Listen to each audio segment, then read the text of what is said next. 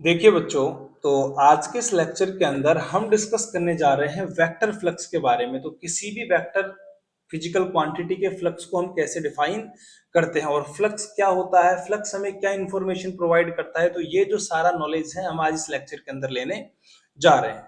तो देखिए बच्चों, इस लेक्चर को स्टार्ट करते हैं।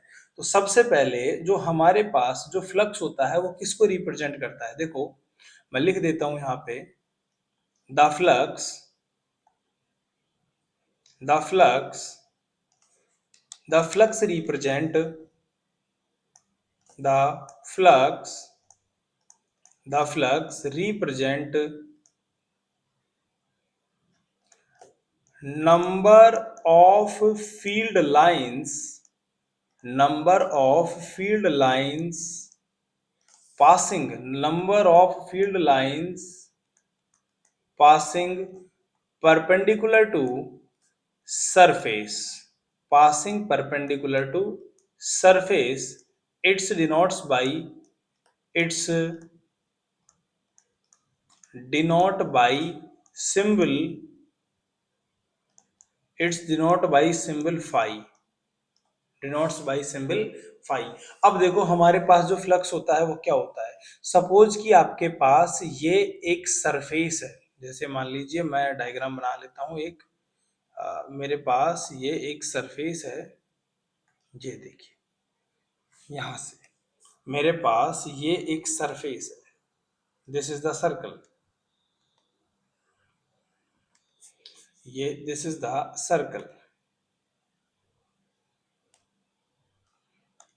देखिए अब इस सरफेस के अंदर मेरे पास एक चार्ज रखा हुआ है प्लस क्यू, क्लियर।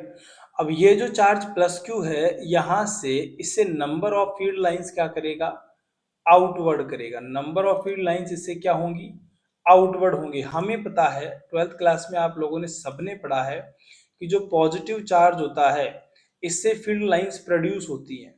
तो ये जो सारी फील्ड लाइंस इससे प्रोड्यूस होंगी ये परपेंडिकुलर डायरेक्शन में आउट होंगी इससे।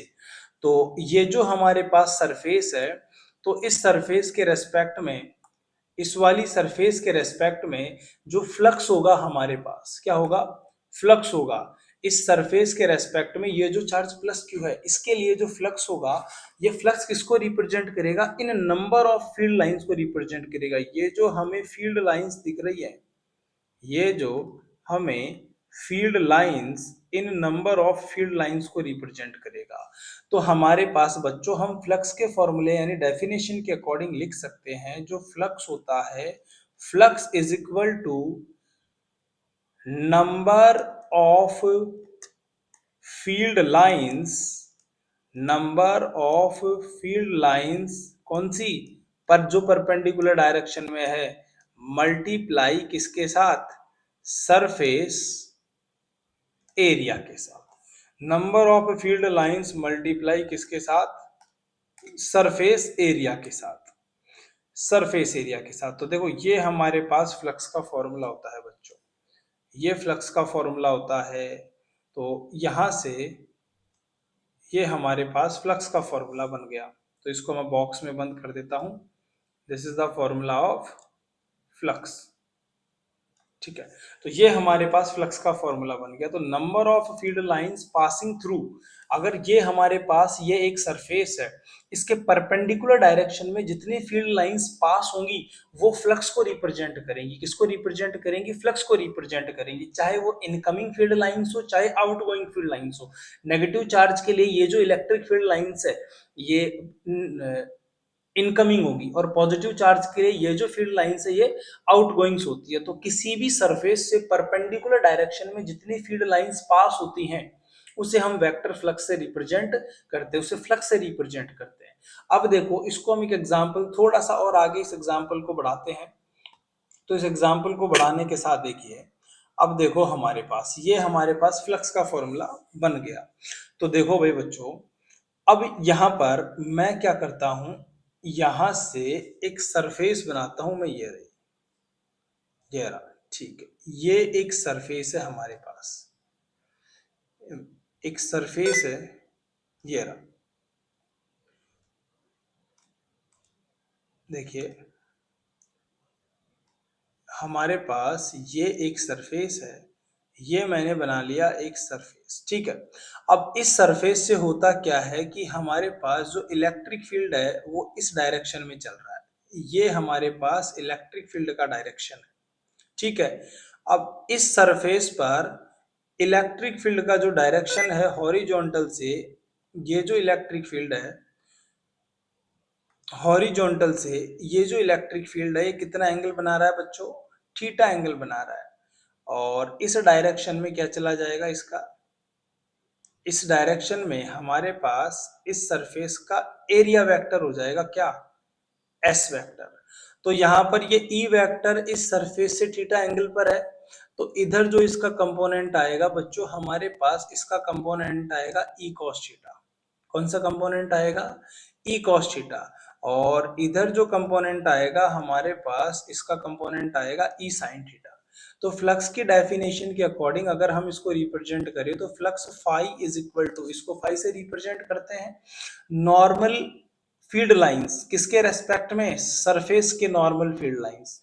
तो नॉर्मल जो कंपोनेंट होगा वो तो हमारा हो गया ई कॉस थीटा, क्लियर। और इसका जो सरफेस एरिया है वो कितना है, ई एस। तो फ्लक्स को रिप्रेजेंट कर सकते हैं हम बच्चों E vector dot S vector से।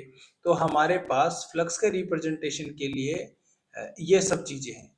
तो इस तरीके से हम फ्लक्स को रिप्रेजेंट कर सकते हैं। तो ये हमारे पास फ्लक्स का डेफिनेशन हो गया, इस तरीके से हम फ्लक्स को रिप्रेजेंट कर सकते हैं। तो ये हमारे पास ओवरऑल फ्लक्स का डेफिनेशन है, ठीक,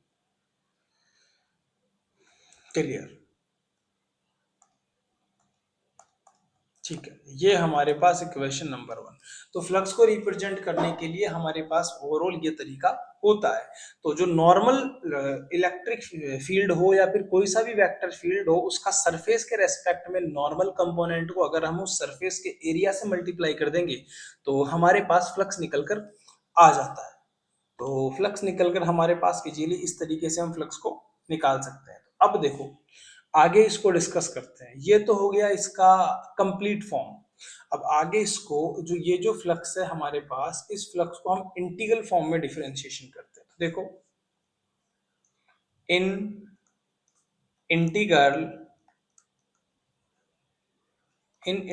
फॉर्म, इंटीग्रल फॉर्म में देखो क्या होता है। इंटीग्रल फॉर्म के लिए बच्चों देखो, अब देखो हमारे पास इंटीग्रल फॉर्म के लिए क्या करते हैं। देखो इंटीग्रल फॉर्म के लिए चलो फिर से हम क्या करते हैं, एक सर्कल बना लेते हैं, क्लियर। ये रहा हमारे पास सर्कल। तो यहां से ये हमारे पास क्या है, एक सर्कल है। इस सर्कल को उठा के मैं ले आया इधर, इंटीग्रल फॉर्म डिस्कस कर रहे हैं अब। तो यहां से दिस इज इक्वेशन नंबर 1। अब यहां से देखो, अब यहां पर हमने क्या किया, एक प्लस चार्ज रखा है यहाँ पर Q, और यहाँ पर हमने एक सरफेस एलिमेंट ले लिया। यहां से ये जो डिस्टेंस है ये इसका एस वेक्टर है, और इसी डायरेक्शन में ये इलेक्ट्रिक फील्ड वेक्टर भी होगा, ठीक है। तो यहां से ये जो छोटा सा एलिमेंट लिया है हमने, ये है ds वेक्टर। क्या है ये, ds वेक्टर, एक छोटा सा एलिमेंट है। तो देखो पूरे एस एरिया के रेस्पेक्ट में जो फ्लक्स है वो तो है हमारा फाई। तो भाई बच्चों सो हमें अच्छी तरीके से पता है, अगर एरिया अगर हम स्मॉल ले रहे हैं, एरिया क्या ले रहे हैं, स्मॉल ले रहे हैं, तो देखो यहां से देखो इसको लिख सकते हैं हम। तो the flux associated, the flux associated with small area ds will be d phi. तो इसका मतलब क्या है, स्मॉल एरिया के रेस्पेक्ट में जो फ्लक्स होगा वो क्या होगा, स्मॉल होगा। स्मॉल एरिया के रेस्पेक्ट में जो फ्लक्स है वो क्या होगा, स्मॉल होगा भाई बच्चों। तो देखो अब ds के रेस्पेक्ट में जो फ्लक्स होगा वो कितना होगा, डी फाई होगा। अब नॉर्मल कंपोनेंट कितना है इसका, ई वेक्टर ही है। डॉट प्रोडक्ट कर देंगे किसका, इसका डॉट प्रोडक्ट कर देंगे किसके साथ, अब देखो डॉट प्रोडक्ट करते हैं इसका।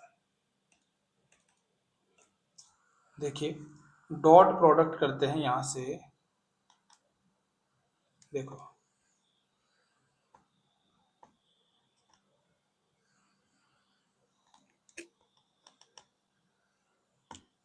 डॉट प्रोडक्ट करते हैं यहां से।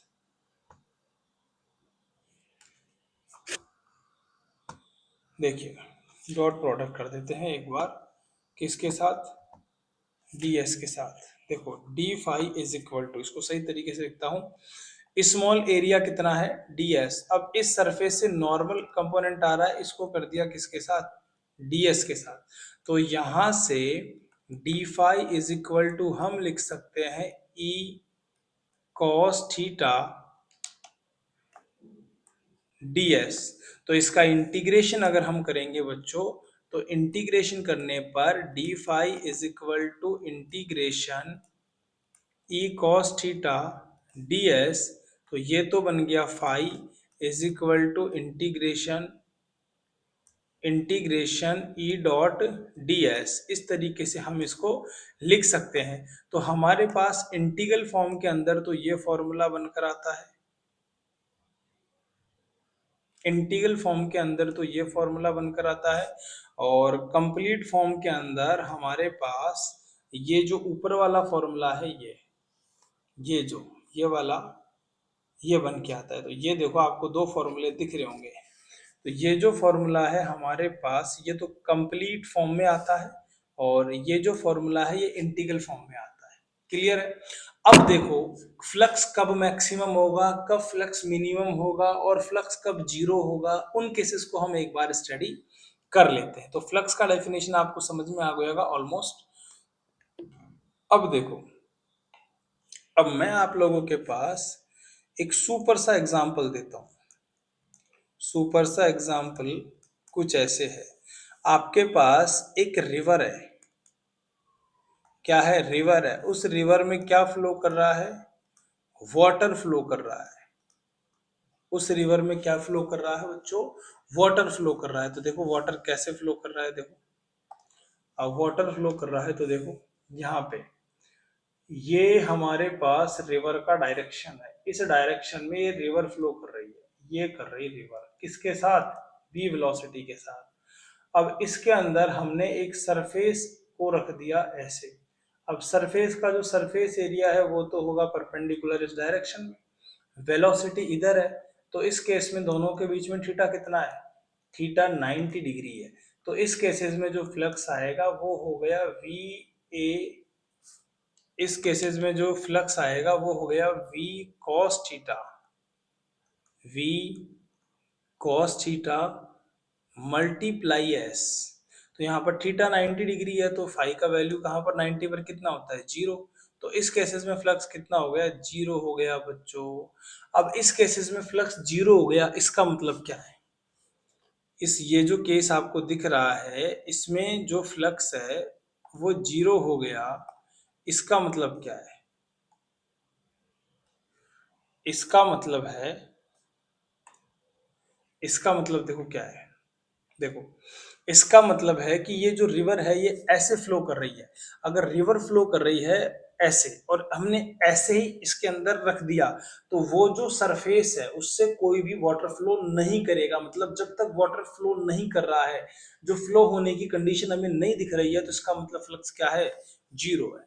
अब नेक्स्ट केस अगर हम लेते हैं, ये हमारे पास रिवर है, इस रिवर का जो वेलोसिटी है वो इस डायरेक्शन में है।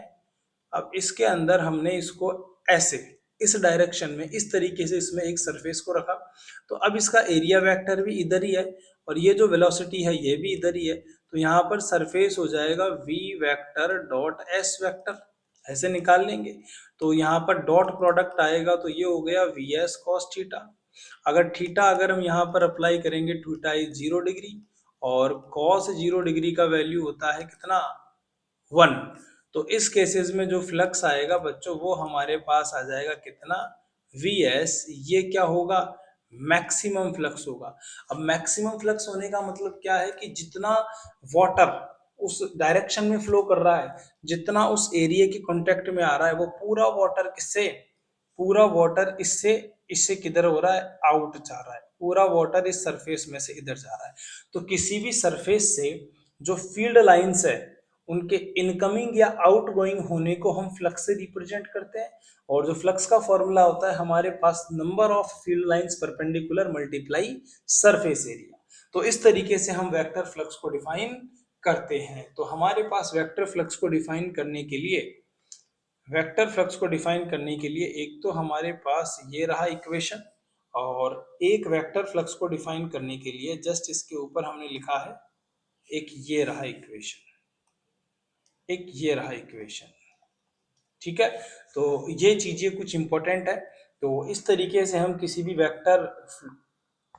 वेक्टर का फ्लक्स निकाल सकते हैं, वेक्टर की डायरेक्शन, वेक्टर की मैक्सिमम या मिनिमम होने की पॉसिबिलिटी को बता सकते हैं। तो ओवरऑल जो डिस्कशन है बच्चों यहाँ पे फ्लक्स के बारे में इतना डिस्कशन है। तो फ्लक्स हमें क्या बताता है, किसी भी सरफेस के इनकमिंग या outgoing number of field lines कितनी है उसको बताता है। अगर नंबर ऑफ फील्ड लाइंस ज्यादा है तो फ्लक्स का वैल्यू ज्यादा आएगा, और नंबर ऑफ फील्ड लाइंस कम है तो फ्लक्स का वैल्यू कम आएगा। तो इस तरीके से हम क्या कर सकते हैं, इस तरीके से हम फ्लक्स को अच्छी तरीके से पढ़ सकते हैं। और आप इस वीडियो को जिन स्टूडेंट्स को जरूरत है उनको इस प्लेलिस्ट को या फिर ईएमटी के मैकेनिक्स के लेक्चर्स को शेयर कर सकते हो, आपको इसमें कोई भी प्रॉब्लम नहीं आएगा। और टाइम टू टाइम लेक्चर्स के लिए आप हमारे टेलीग्राम चैनल को भी इजीली ज्वाइन कर सकते हो, जो आपको डिस्क्रिप्शन में मिल जाएगा। तो चलिए मिलते हैं नेक्स्ट वीडियो लेक्चर में एक बहुत अच्छे कंसेप्ट के साथ। तो मिलते हैं फिर ईएमटी के अगले वीडियो लेक्चर में। Thank you.